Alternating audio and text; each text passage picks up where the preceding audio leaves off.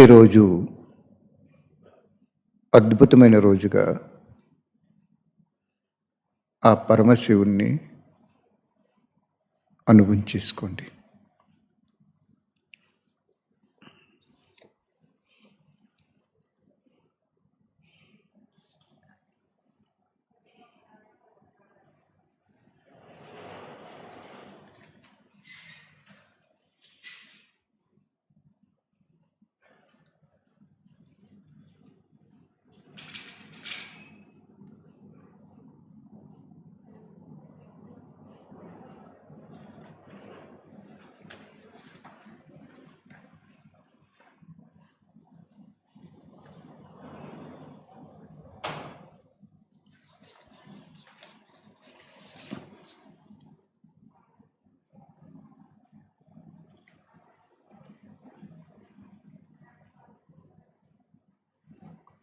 బాబా చెప్తున్నారు 15వ తారీఖు 4వ నెల 71లో చెప్తున్నారు.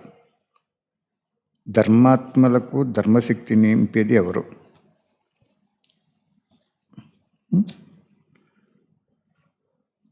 వాస్తవానికి చెప్పాలంటే ధర్మపెత్తలు కూడా అందరూ జనన మరణ చక్రాల్లో తిరుగుతారు కాబట్టి అటువంటి అంతిమ జన్మలో ధర్మపితలకి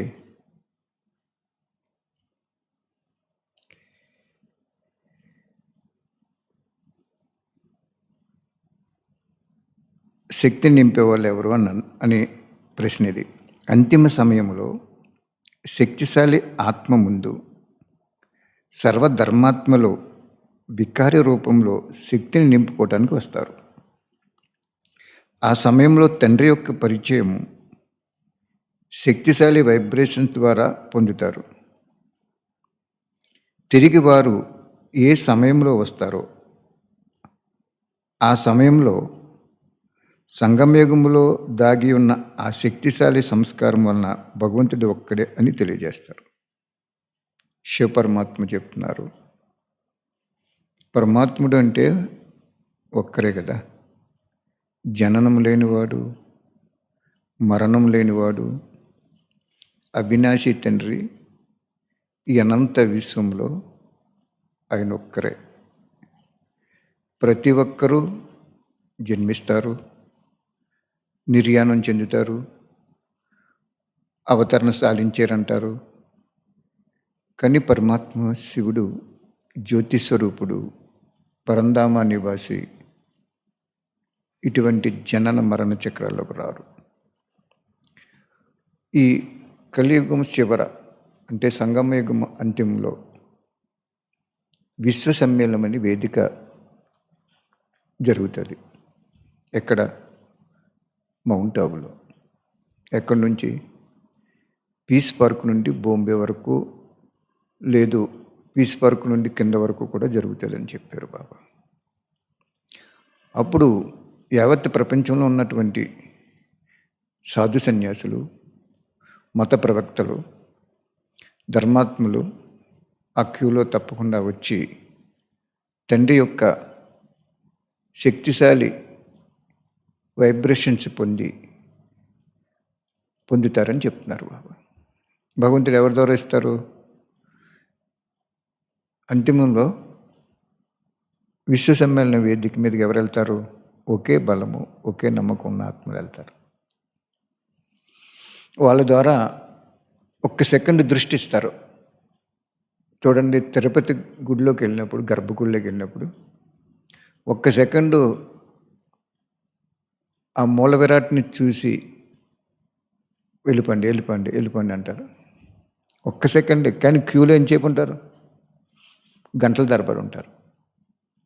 అదేవిధంగా అంత్యంలో మధువనంలో మీరు ఈ పాయింట్ని, ఇంకా డ్రామాలో ఆ దృశ్యం ఒకటి ఉండిపోయింది, యుద్ధం ఒకటి ఉండిపోయింది.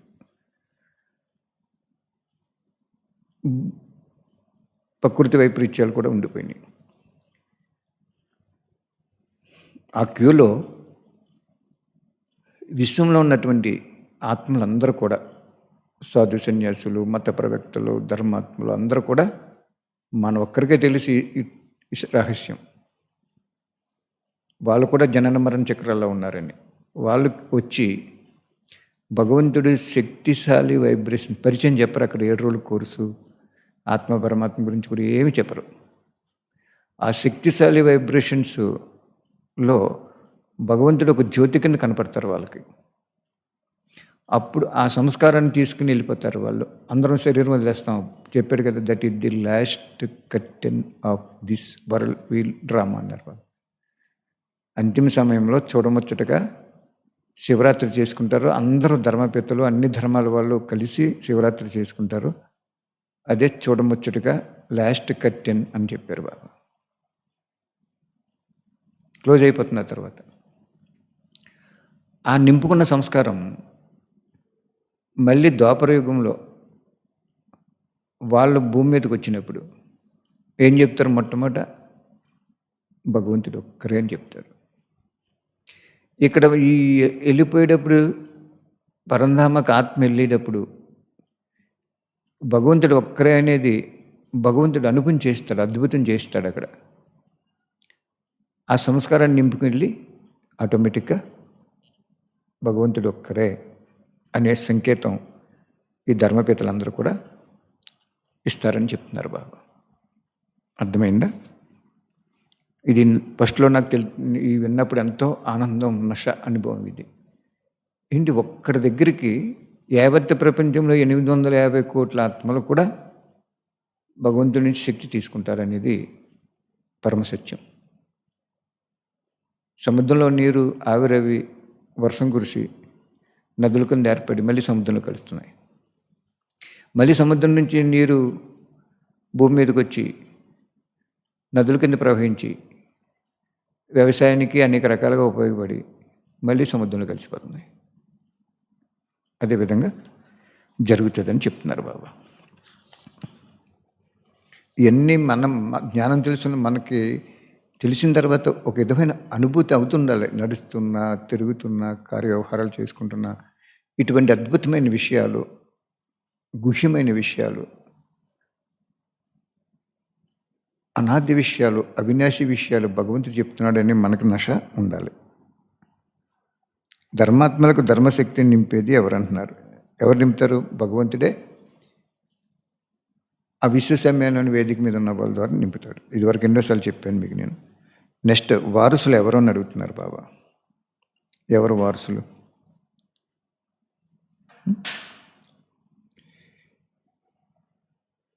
వారసులకు శివబాబా తన శక్తులన్నీ సంగమయుగంలోనే అర్పణ చేస్తారు. వారసులు అంటే సత్యయుగంలోకి వచ్చేటువంటి మహానాత్మలు సంగమయుగంలోనే అర్పణ చేస్తారు. వారసులు అంటే అతీంద్ర సుఖం యొక్క అధికారులు. వారు ఒక్కొక్క సంకల్పంలో ఆత్మిక శక్తి ఉంటుంది. బాబా చెప్తున్నారు, సంగమయుగంలోనే శివ పరమాత్మ వారసులకి శక్తులన్నీ నింపుతారు. వారసులంటే ఎవరు? అతీంద్ర సుఖం, ఈ స్థూల కర్మేంద్రియాల సుఖానికంట అతీంద్ర సుఖాన్ని అనుభవించేసుకునే వాళ్ళు వారసులు అవుతారు అంటున్నారు బాబా.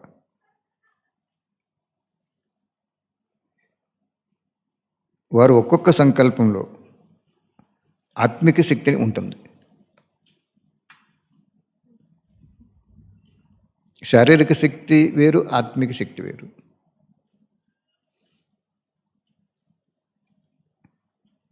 కాబట్టి బాబా వాణి చదువుకునేటప్పుడు ఇవన్నీ మనకు ఉన్నాయో లేదో చూసుకోవాలి మనం. నెక్స్ట్ పాయింట్, సేవలో ఏ చింత ఉండకూడదు, ఏ తప్పు చేయకూడదు.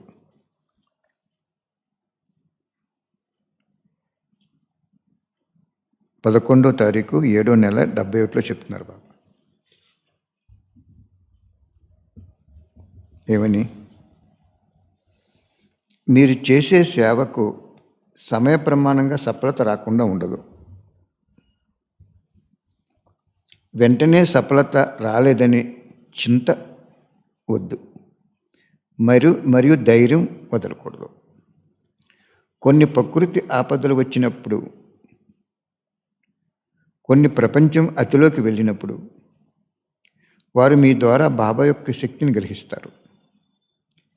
ఇదే ఫలం రావటం అంటే. అవినాశి బీజం మొలకెత్తకుండా ఉండదు. సేవలో పడి తపస్సును మర్చిపోయే విధంగా సేవ ఉండకూడదు. సేవ చేసుకోవాలి. మనకి భగవంతుడి యొక్క అనుభూతి కూడా ఉండాలి. సేవలో భగవంతుడు చేయిస్తున్నారు, నేను నిమిత్తంగా ఇది చేస్తున్నాను అని అనుకోవాలి. లేకపోతే సేవలో మాయ బ్రహ్మాండంగా వచ్చేస్తుంది.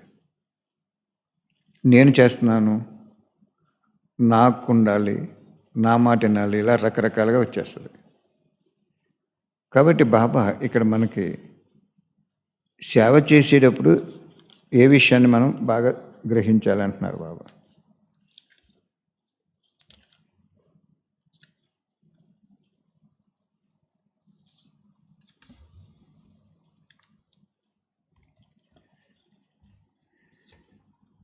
సేవ అనేది సఫలత రాకుండా ఉండదు.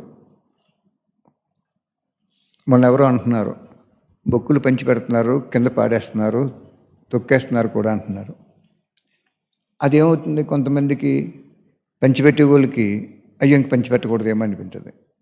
కానీ శివబాబా చెప్పారు ఒక వాణిలో, సాకార వాణిలో, మీరు ఏదైనా ఒక పాంప్లెట్ కానీ పంచిపెట్టినప్పుడు వాళ్ళు తొక్కేసి పాడేసినా, చింపేసినా, అంటించేసినా, ఏం చేసినా ఏం జరుగుతుంది?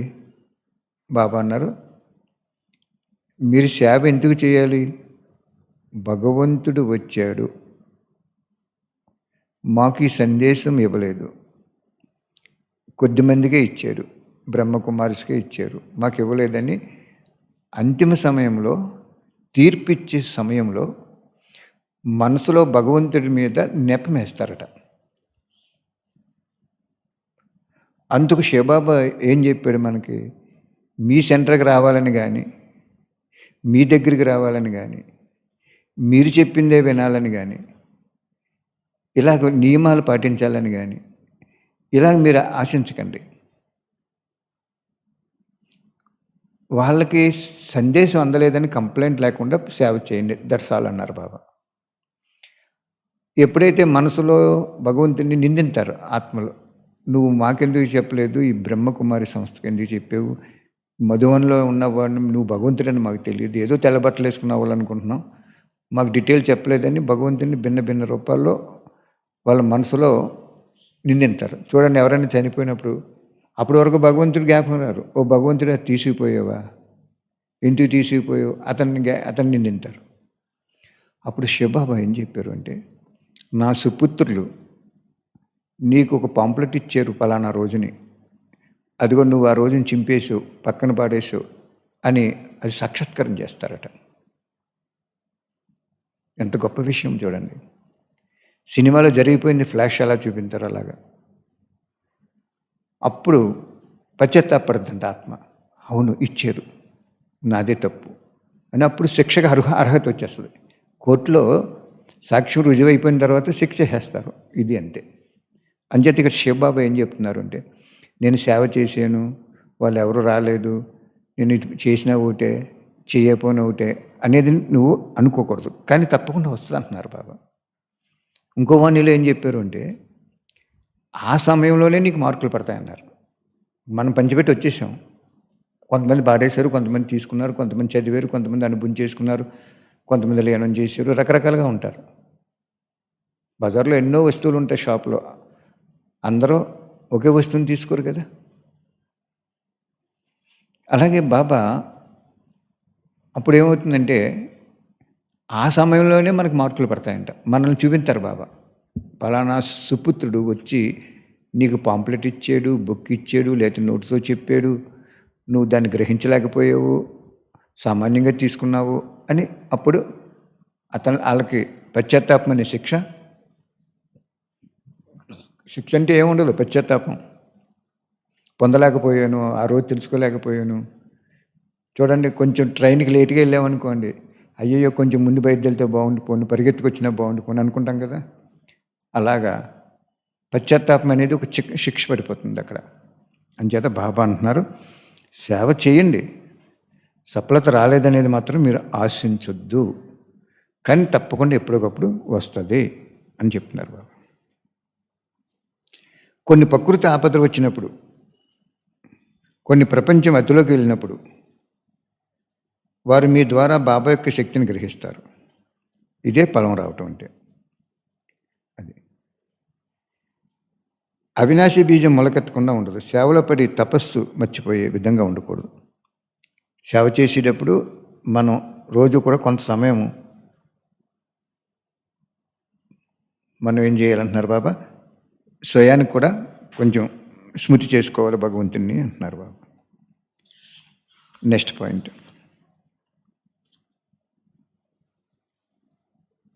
అవ్యక్త స్థితి రావాలంటే ఏ స్మృతి ఉండాలి? బాబా చెప్తున్నారు, అవ్యక్త స్థితి రావాలంటే, మహాన్గా అవ్వాలంటే ఈ పాత ప్రపంచంలో స్వయాన్ని అతిథిగా భావించాలి. అతిథి అంటే ఏంటి?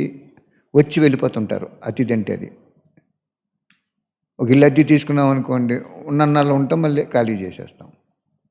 ఒక లాడ్జ్లో రూమ్ తీసుకున్నారనుకోండి, ఎవరైనా ఊరెళ్ళి 24 గంటల్లో ఖాళీ చేసేస్తారు. అతిథి అంటే రావటం వెళ్ళటం లాంటిది. అలాగే బాబా అంటున్నారు, ఎక్కడి నుంచి వచ్చాం మనం? పరంధామం నుంచి వచ్చాం. ఎన్ని వేల సంవత్సరాల క్రితం వచ్చాం? 5,000 సంవత్సరాల క్రితం వచ్చాం. మళ్ళీ ఇప్పుడు పరంధామకి వెళ్ళిపోవాల్సిందే, డెఫినెట్గా వెళ్ళిపోవాల్సిందే. ఎవరిని ఉంచరు బాబా. మనం వస్తువుల మీద, వ్యక్తుల మీద, వైభవాల మీద, రక్త సంబంధికుల మీద, స్నేహితుల మీద అనేక రకాలుగా మమకారం పెట్టుకుంటాం. మీరు గుర్తించుకోండి, ఏది ఉండదు. మొన్న బ్రహ్మబాబా చరిత్ర చదువుతున్నాం మేము. అంటే పిక్చర్ కూడా షూటింగ్ ఎలా చేయాలి, ఎంత నీట్గా చేయాలి, చాలా శక్తిశాలిగా ఆలోచిస్తున్నాం మేము. అనేక రకాలుగా అలా మామూలుగా తీయకూడదు దీన్ని. గ్రాఫిక్ కూడా చాలా ఎక్కువ ఉంటుంది, చాలా గ్రాండ్గా తీయాలనుకుంటున్నాం. కానీ అమౌంట్స్ కూడా ఉంటాయి దానికి. బాబా మీద వదిలేసాం, జరుగుతుంది, బాబా చేయించుకుంటారు. అందులో ఏం చెప్పారు చేసినండి బాబా? బ్రహ్మబాబాకి సాక్షాత్కారం చేయించారు. ఏమని? అతిలోకి వెళ్ళిపోతే అంతమైపోద్ది అని మనకు బాణీలో చెప్తున్నారు బాబా. అక్కడ ఇంకో మెయిన్ పాయింట్ ఏం చెప్పారు అంటే బాబా,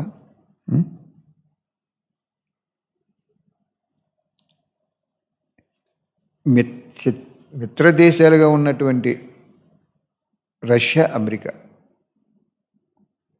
అంతిమ సమయంలో శత్రు దేశాల కింద అయిపోతాయి అన్నారు బాబా. అది ఇండికేషన్.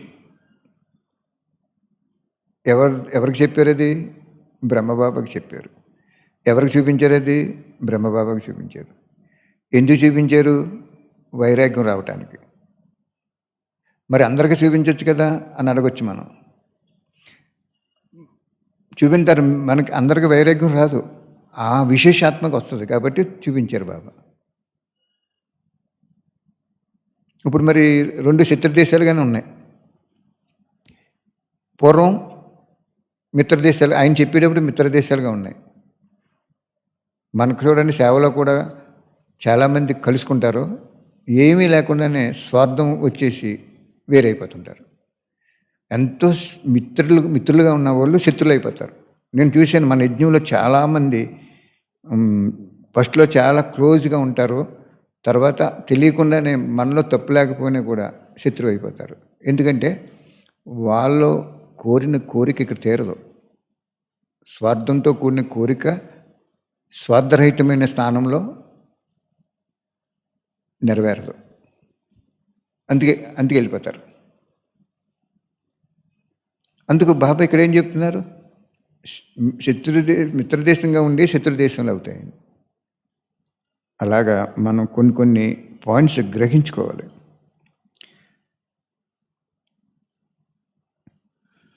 అవ్యక్త స్థితిలో అవ్వాలంటే, మహాన్గా అవ్వాలంటే ఏం చేయాలంటున్నారు బాబా? అతిథిగా భావించాలి. అంటే ప్రతి ఒక్కరూ ఇంకెన్నాళ్ళు ఉంటాం, ఏమో, ఈ గడియ ఎలా దాటుతుందో, ఇదేం కూడా పట్టుకెళ్ళాం మనం. చూడండి, మన భారతదేశాన్ని ఎంతమంది ప్రధానమంత్రులు మారారు, ఎంతమంది శరీరం వదిలేశారు. వాజ్పేయి గారు మన ప్రధానమంత్రిగా ఉన్నారు. ఈ ప్రపంచం నడుస్తూనే ఉంది, కానీ ఆయన శరీరం వదిలేసి ఆయన వెళ్ళిపోయారు. ఇది ఎవరిది కాదు, ఎవరి సొంతం కాదు. భగవంతుడే కూడా ఏమంటాడు, నేను కూడా సేవాదారే వచ్చాను, ఇవన్నీ నేను సృష్టించినా కానీ మీకోసము, మీ శ్రేయస్సు కోసము, మీ ఆనందం కోసము సృష్టించాను తప్ప నాకు అవసరం లేదంటాడు ఆయన. ఆయన కూడా ఈ సృష్టించిన ప్రపంచాన్ని ఆయనదిగా భావించాడు, అతిథిగా భావించాడు. ఎంత గొప్ప అద్భుతమైన తండ్రి చూడండి. 5,000 సంవత్సరాలకు ఒకసారి వస్తారు, తర్వాత రారు కదా. అంచేత మనం కూడా అతిథిగా భావించూ అనుభవం అవుతూ ఉంటే ఆ వ్యక్తి శిస్తు వచ్చేస్తా అంటారు. ఇదేం మంద కాదు, ఈ సెంటర్ మంద కాదు. మధువనం చూడండి, బ్రహ్మబాబు ఉండేవారు, ఆయన వెళ్ళిపోయారు. మా అమ్మ ఉండేవారు, వెళ్ళిపోయారు. ప్రకాశమని దాది ఉండేవారు, వెళ్ళిపోయారు. జానకి దాది, వీళ్ళందరూ వెళ్ళిపోయారు. అది వాళ్ళు వెళ్ళిపోయారు, కానీ ఆ స్థానం అక్కడ ఉండిపోయింది. అలాగే రేపు మనం వెళ్ళిపోతాం, మన ఇల్లు, మన వస్తువులు, వైభవాలు అన్నీ వెళ్ళిపోతాయి. నేను అంతగా ప్రతి ఒక్కరికి నొక్కి నొక్కి చెప్తున్నాను. ఏం చేసినండి, రోజు ఎవరికొకరికి యోగం చేసుకుని ఒక పరిచయం బుక్కు, ఒక సర్వమానవాళి బుక్కు రోజు బాబాయ్ ఎవరికి ఇప్పిస్తావు అని అక్కడ పెట్టుకోండి. మీరు అవి ఎంత, రెండు కలిసి 35 రూపాయలు ఎంత ఉంటుంది? 226 పేజీలు 35 రూపాయలకు వస్తుందంటే గ్రేటే కదా. పేపర్ పెరిగిపోయింది, అన్నీ పెరిగిపోయినాయి. అయినా సరే బాబా 5,000 బుక్కులు కొట్టించారు. ఎందుకు కొట్టించావు బాబా ఇంత 5,000 బుక్కులు అంటే, నీకెందుకు, నువ్వు చేయించవని నేనని భావించన్నారు బాబా. 5,000 పుస్తకాలు ప్రింట్ చేయించారు బాబా. నిన్న 100 వెళ్ళిపోయినాయి. అయితే ఉన్నాయని నేను చెప్పట్లేదు. ఇంకా రోజు ఒక 35 రూపాయలు అక్కడ పెట్టుకుని మీరు ఓ పుస్తకాన్ని మీరు అక్కడ పెట్టుకుని, శివబాబా ఈ పుస్తకాన్ని ఎవరికి ఇస్తావో నువ్వే ఇయ్యి అని చెప్పి అక్కడ పెట్టుకుని అలా పెట్టుకోండి. ఎవరు రాలేదు ఆ రోజు, మీకు ఎవరికి ఇవ్వలేదు, 10 రోజులు పోయేటప్పటికి ఒకసారి ఇచ్చేస్తారు బాబా. ఒక 35 రూపాయలు ఈ రోజుల్లో బాబా పిల్లలకు కానీ, బయట వాళ్ళకి, ఎవరికైనా ధనవంతులకు కానీ, మధ్యస్థంగా ఉన్న వాళ్ళకి 35 రూపాయలు పెద్ద లెక్క కాదు. ఒక కాయగూర కేజీ కొనాలంటే 35 రూపాయలు అవుతుంది. అంచేత ఇటువంటి చేసి కొలిది మనకేమవుతుందంటే వైరాగ్యం వచ్చేస్తుంది. మనం ఏదో ఇన్ని సంవత్సరాల జ్ఞానంలో ఉన్నాం, ఈ అక్కయ్య గారు జ్ఞానం చెప్తున్నారని ఉండిలో డబ్బులు వేస్తున్నాం, అవి కాదు మెయిన్, అవి కావు. ఈరోజు నా స్వ ఆర్జితంలో నాకు భగవంతుడు ఇచ్చేటువంటి వ్యాపార వ్యవహారాల్లో, వ్యవసాయంలో, ఉద్యోగంలో ఏ కూలి పని చేసుకున్నా కూడా, ఈరోజు కూలి పని చేసుకున్నా 700-800 వస్తుంది కదా.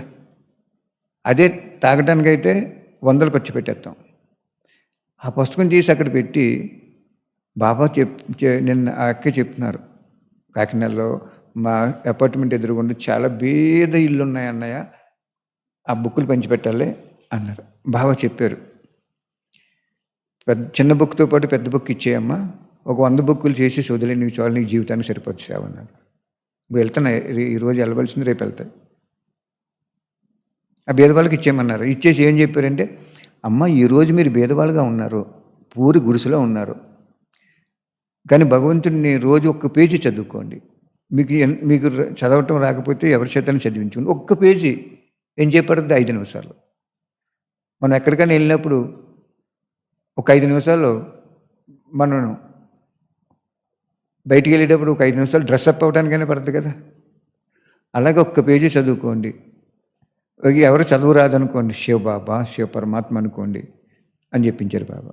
ఓకే చేసి అంటే వెంటనే 100 బుక్కులు వెళ్ళిపోయినాయి.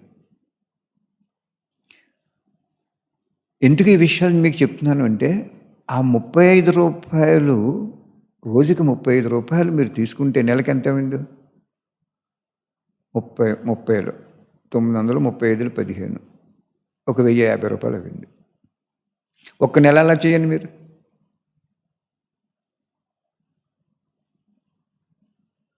బాబా ఏం చేస్తాడో చూడండి, మిమ్మల్ని ఎలాగ తీసుకెళ్తాడో చూడండి.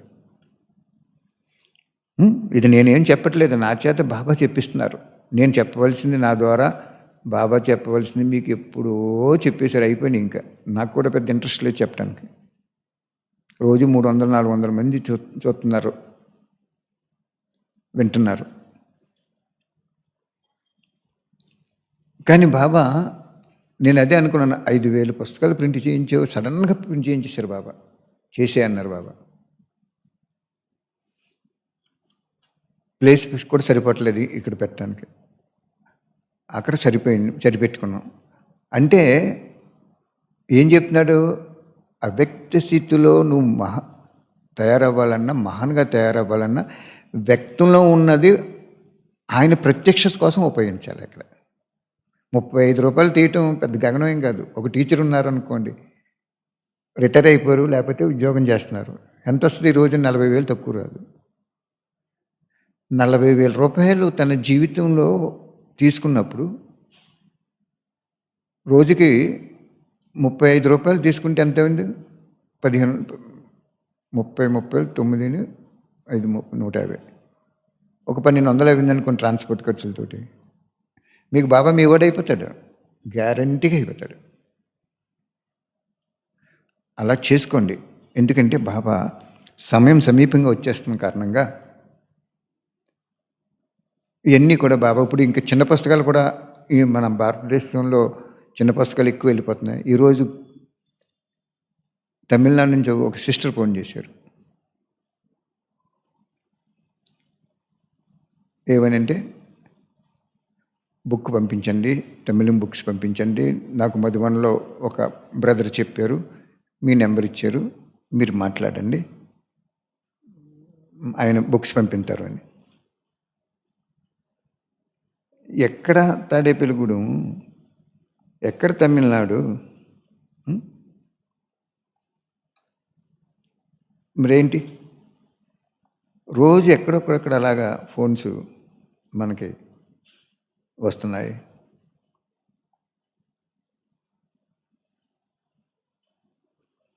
వెళ్ళిపోతున్నాయి. ఇగో చెప్తున్నాను చూడండి. ఆవిడ పేరు శాంతి బీకే త్రూ, శ్రీనివాస నగర్ అట, రంజన్ స్టోర్స్ ఆపోజిట్ అట, సకోటయ్య, పిన్ కోడ్ 612401, తంజావూరు డిస్ట్రిక్ట్ అండి. తంజావూరు డిస్ట్రిక్ట్ ఎక్కడ ఉంది? చెన్నైలో ఉంది. చెన్నై నుంచి వారు మధ్యాహ్నం 2:41 మాట్లాడారు. బ్రదర్ ఇంగ్లీష్లో మాట్లాడారు. బ్రదర్ నాకు హిందీ రాదంటే, ఇంగ్లీష్ వచ్చంటే ఇంగ్లీష్ మాట్లాడండి అని చెప్తే ఇంగ్లీష్లో మాట్లాడారు. నేను మధువన్లో చెప్పారు, మీ గురించి చెప్పారు, మీ పుస్తకాలు ఇస్తారంట కదా, నాకు బుక్స్ కావాలి బ్రదర్ అని ఫోన్ చేశారు. వెళ్ళిపోతాయి, 2 రోజుల్లో వెళ్ళిపోతాయి బుక్స్. మినిమం 1000 పంపించేస్తున్నాం ఫ్రీగానే, ఫ్రీ. మొత్తం ఇండియా అంతా కూడా అలాగే వెళ్ళిపోవాలని ప్లానింగ్ చేస్తున్నారు. ఈరోజు చూడండి, ఆ అడ్రస్ కూడా మీకు చెప్పాను నేను. పిన్ కోడ్ మళ్ళీ కావాలా మీకు? ఇంకోసారి చెప్తాను చూడండి. చక్కగా మీరు కూడా చూసుకోండి, వెరిఫై చేసుకోండి. ఎటువంటి 612401 గూగుల్లో కొడితే మీకు వచ్చేస్తుంది. సకోట్ అయ్యే పోస్ట్ అంటది. అలాగా ఎందుకింత సేవ ఇచ్చాడు బాబా మనకి? ఎందుకు ఈ విషయాలు చెప్తున్నాను అంటే, మీరు త్యాగం చేసే కొలిది భగవంతుడు మీకు బలైపోతాడు, మీరు దాచుకునే కొలిది భగవంతుడు దూరం అయిపోతాడు.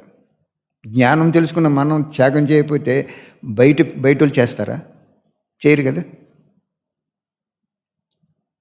ముళ్ళభాగం నుంచి ఒక అక్కయ్య ఫోన్ చేశారు, అక్కడ జాతర ఉందంటే కొత్తగా సెంటర్ పెట్టుకున్నారట, 5,000 బుక్కులు కావాలని.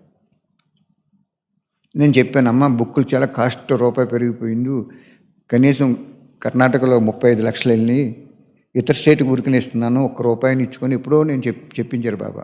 బాబా మారిపోయారు, మళ్ళీ సిస్టమ్స్ మార్చేస్తున్నారు అని. అది నా గొప్ప కాదు. అంటే నేను 5,000 పంపిస్తున్నారు, 5,000 బుక్కులు వెళ్ళిపోతున్నాయి. బుక్కు ₹1. బుక్ ఎంత ఖరీదు పడుతుంది తెచ్చినండి? ఈరోజు ₹5 పడుతుంది. ₹1 ఎందుకు ఇవ్వాలి మనం? మనం అలాగే ఇస్తున్నాం కాబట్టి బాబా మనకి ఇస్తున్నాడు ధనం. వాళ్ళు ఇవ్వకపోయినా ఇంకొకరి చేత ఇప్పిస్తున్నారు బాబా.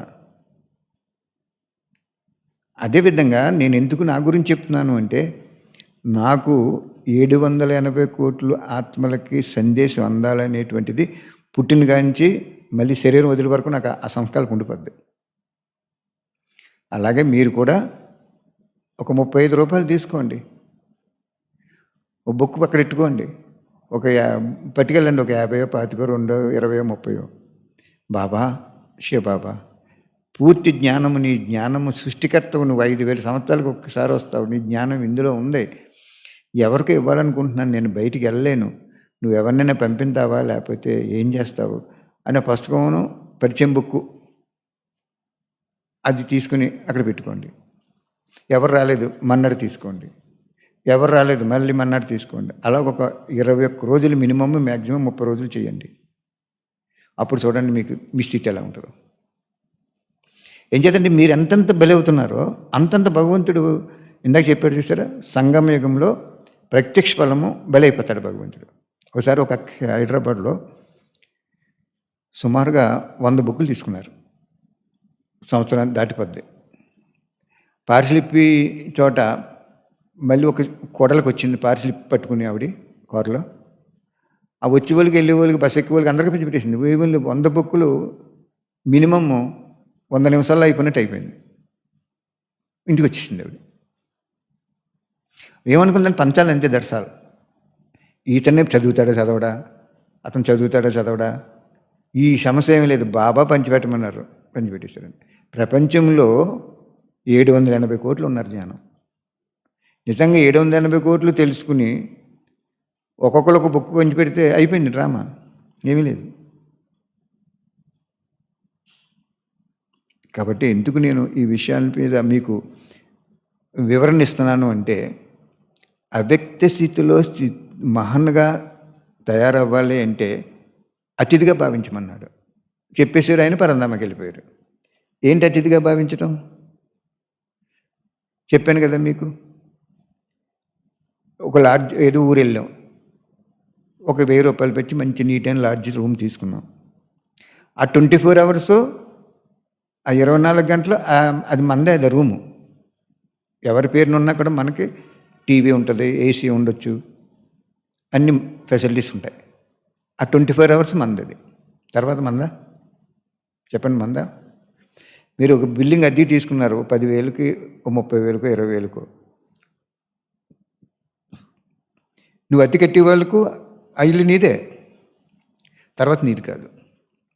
అలాగే ఈ 5,000 సంవత్సరాలు అయిపోయిన తర్వాత భగవంతుడు వచ్చిన తర్వాత ఇంక మంద కాదు, అన్నీ భగవంతుడి అయ్యాయి. మంద కాదని మనం నోటితో చెప్పడం కాదు, మంద కాదనుకుని మనం ఆయన ప్రత్యక్షం చేయడానికి త్యాగం చేయాలి. అక్కడ మంద కాదనుకోవటం అంటే త్యాగం చేయాలి. అక్కడ ఇంటికి అతిథికి వచ్చినప్పుడు నువ్వు ఒక స్వీట్ పెట్టి వెళ్ళిపోయేటప్పుడు బట్టలు పెడుతున్నావంటే ఎంత గౌరవిస్తున్నట్టు అక్కడ. అలాగే చేసుకోండి, సమయం సమీపంగా వచ్చేస్తుంది కాబట్టి తప్పకుండా చేసుకోండి.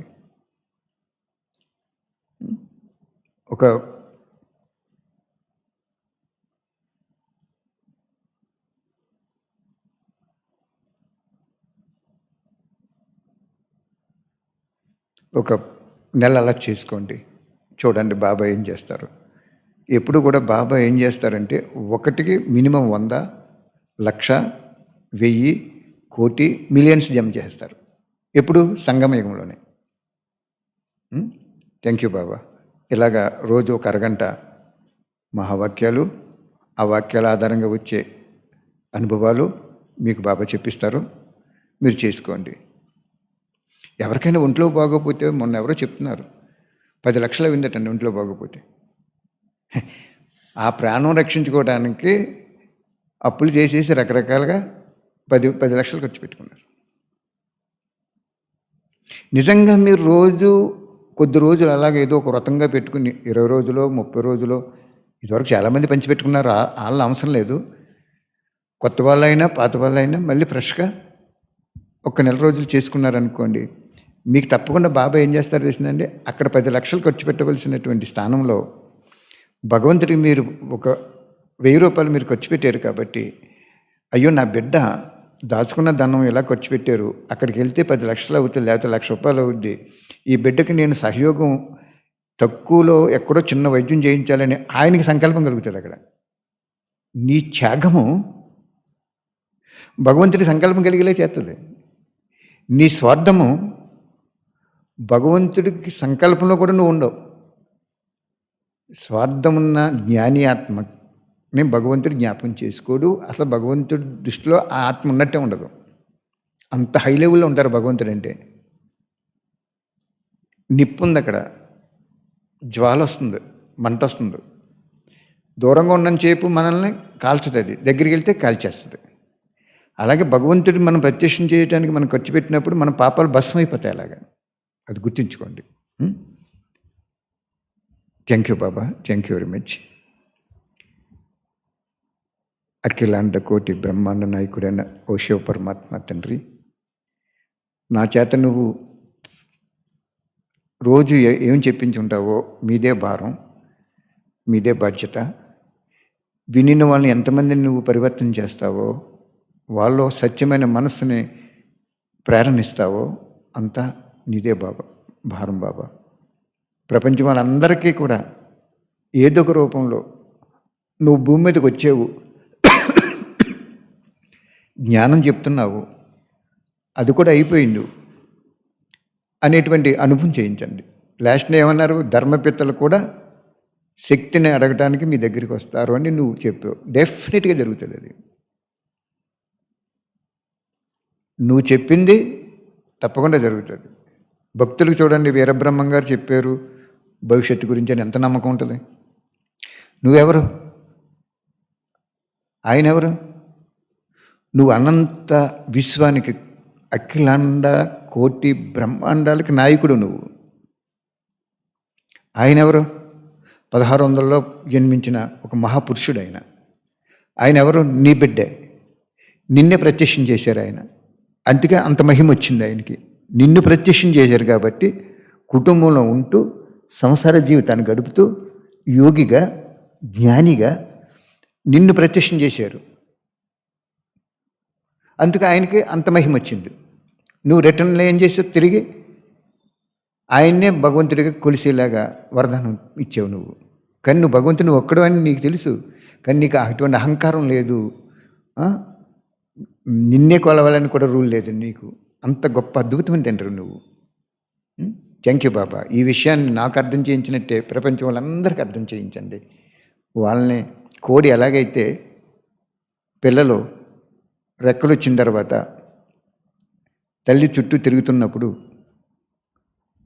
గద్ద పట్టుకెళ్ళిపోతుంది అని స్టేజ్ కనపడినప్పుడు తల్లికి రెక్కలిప్పి ఆ పిల్లల్ని రెక్కల దగ్గర దాచేస్తుంది కదా, అలాగే ఈ ప్రపంచంలో ఉన్న ప్రతి పిల్లవాడిని, రాజకీయం అవనివ్వండి, ఏ విభాగం అయినా సరే, ఆ అజ్ఞాని ఆత్మల్ని వాళ్ళని కూడా పాపం కాపాడి నీ జ్ఞానోదయం కలగజేయి బాబా. ఏదో విధంగా వాళ్ళకి జ్ఞానిని పంచిపెట్టించు, వాళ్ళకి జ్ఞానం ఇవ్వండి. మీ ఒక్కొక్క వాక్యము అమృత బిందువులు కదా, మేమంటే తీసేసుకున్నాం, మరి వాళ్ళకు కూడా ఇవ్వాలి కదా. ఆ విధంగా ఈ జ్ఞానం పుస్తకాలని ప్రపంచం అంతా పంచిపెట్టించండి శివబాబా. ఆ పుస్తకంలో మీరు చెప్పిన వాక్యాలు ఎన్నో ఉన్నాయి కదా. Thank you Baba, thank you very much. ఆ కార్యం మీరే చేయాలి స్వయంగా. ఎవరి చేత చేయిస్తారో, ఎలా చేయిస్తారో మీరే మీరే మీరే. Thank you Baba, thank you very much.